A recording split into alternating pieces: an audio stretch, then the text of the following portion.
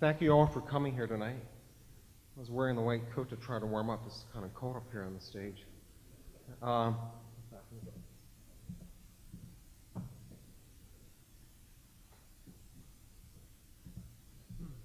One thing a pianist doesn't like is cold hands. And it's kind of cold up here, but I'm hoping I warm up. Graham, thank you again very much for the introduction. I had this idea about 5 years ago to play the piano and lecture on wellness. In my office, I do a lot of talking to patients, and I say a lot of the same things over and over and over again. And I think I should probably be speaking to a group of people because I repeat a lot of the same stuff. And those of you who come to my office, you know I'm a bit of a food police, as one friend calls me. And I believe that health begins in the kitchen, and actually even one step back, it begins with the soil that we grow our food in. And there's some other people out there lecturing about the importance of organic farming, how we must sustain and preserve our soil, because really the future of our civilization and our society depends upon the quality of our soil. So I encourage my patients to eat organic, and there's many reasons for that. Organic foods are much more nutritious, they have more minerals, and anyhow, they have less fiber, a higher mineral to fiber ratio. But I wanted to mention here in the beginning that the changes we see in medicine are really due to the patients. It's due to the uneducated or the people who don't have the MDs after their name, who know that something is missing, that they're not getting what they need from their physician. And the average doctor's visit is 7 minutes, and you can't do a whole lot in 7 minutes.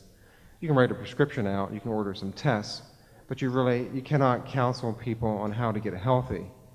And that really is what the physician is supposed to be doing. He should be teaching people how to get healthy. And we see more and more expansion of medical centers and higher costs of health care. So there's a change, and the change has been started by you, the patients. It's a revolution, in fact. You're revolting against the institutional medicine. And change always begins from the roots up. It doesn't begin at the top of the institution, it begins at the bottom. So I applaud all of you who have an interest in wellness and integrative medicine, because you're making the change. It's very uncommon for a doctor to talk about diet. I'm sure few of you have ever had a doctor ask you for a detailed diet diary. Well, I ask every new patient to do that, as you well know, because I believe health begins in the kitchen. What I'm lecturing about tonight is integrative medicine. Integrative medicine is now the proper term for what I do. And what I do is I combine conventional medicine with alternatives. And as far as alternatives, that basically encompasses anything that's been proven to be safe and either proven to be effective or most likely effective with no side effects.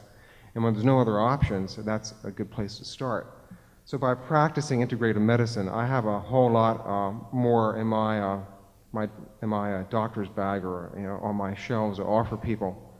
So when your doctor says there's nothing more that can be done, there usually is quite a bit more that can be done.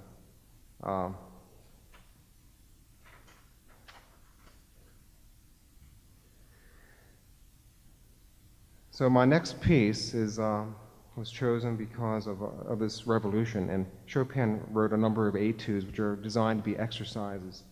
And the piece I'm going to play next is Chopin's Revolutionary Etude. And I want to mention why I chose Chopin. Chopin is considered to be the most, or the best piano compositions ever by Rubinstein, and pretty much all of the great pianists all said if they had to choose one piano composer, they would choose Chopin. And since my time is more limited, I've pretty much narrowed my time down to playing Chopin recently. Although I play many things, I used to play in jazz bars and cocktail lounges. But Chopin for me is healing. And tonight's selections were chosen to be a mix of both fast ones that are more lively, and some of the more soothing pieces that Chopin wrote. He wrote pieces that were very lyrical, and people could understand the music, and especially the slow ones. Some of the fast ones are a bit much for the lesser trained ear, like some friends I know out there tonight that don't appreciate those as much, but like the ballades are much more complicated. So I'll play some music next. I'm going to play the Chopin's Revolutionary Etude.